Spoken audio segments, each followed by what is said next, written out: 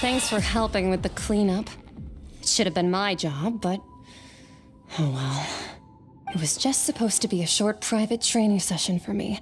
I didn't think that my disciple and my master's pet would start brawling in the meantime. Well, actually, I had a feeling that it would happen at some point, but they bumped into one another earlier than I'd thought. What a blunder. I suppose I'll have to swing my sword 3 million times as penance. That power. Who are you exactly? Paimon has an idea. From what she said earlier, she must be Childe's master. Skirk, right?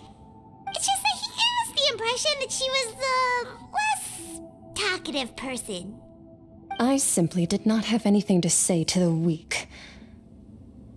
But you, on the other hand, managed to defeat the all-devouring narwhal without using power from beyond this world. So you may speak to me as equals. I have to agree.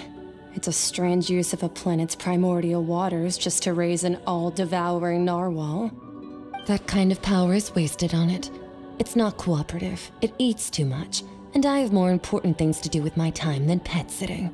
The only thing that creature has going for it is its looks. All in all, it fails as a pet. Miss Skirk? I think you might have missed the point. The point being? Well, being that this pet almost destroyed an entire nation.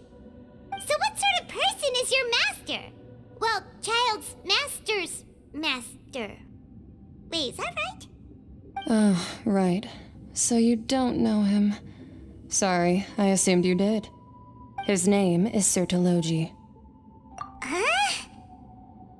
I am unfamiliar with that name. Huh. So Master isn't sufficiently famous. How should I describe him then? Have you heard of the name The Fowl? The Fowl? Still nothing? Well, how about the Visionary? Vetterfulnir then? Or Gold Rhine-Daughter? Ooh, that one we've heard! Rhine-Daughter's part of the Hexen Circle. She's Albedo's mom, right? Oh, so you do know that name. To be honest, I also heard all of those names and titles from my master. I don't actually know them either. But I suppose you understand now, yes?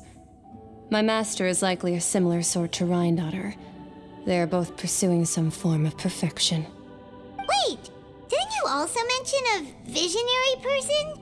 Paimon didn't quite catch their name. Actually, never mind that. I believe it expedient to inform you that the all-devouring narwhal used up nearly all its strength fighting you. Such roiling hydro energies will prove difficult for the planet's deep seas to digest. As such, the Fontaine back on the surface has most likely been thrown into chaos. In other words, the prophecy that you've been fretting over should now be in full swing. What?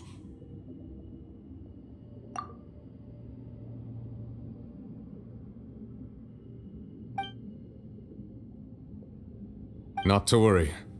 Focalor has already managed to deceive the heavenly principles.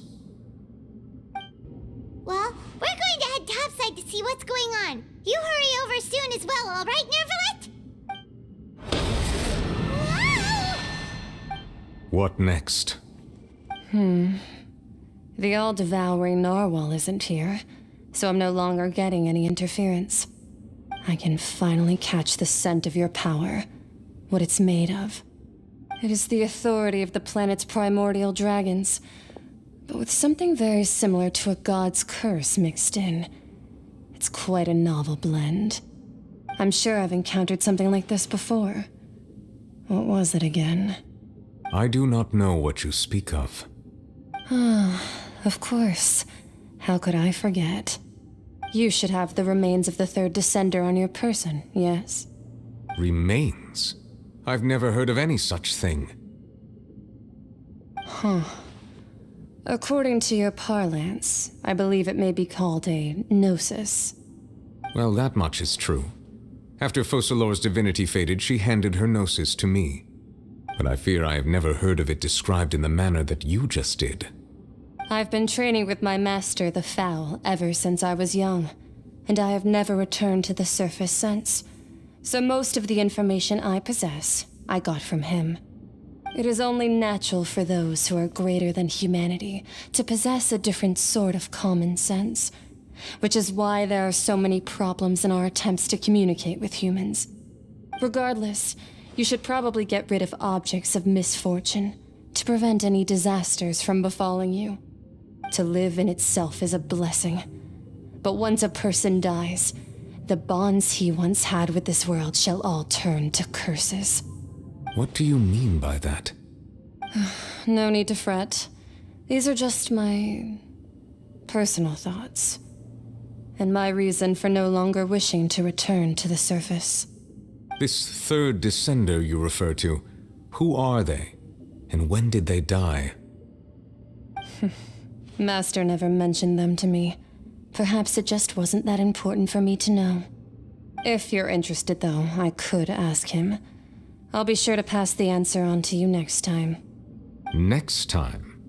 You believe we will meet again? I do. Wait. I have a disciple of my own, don't I? He can be the messenger then.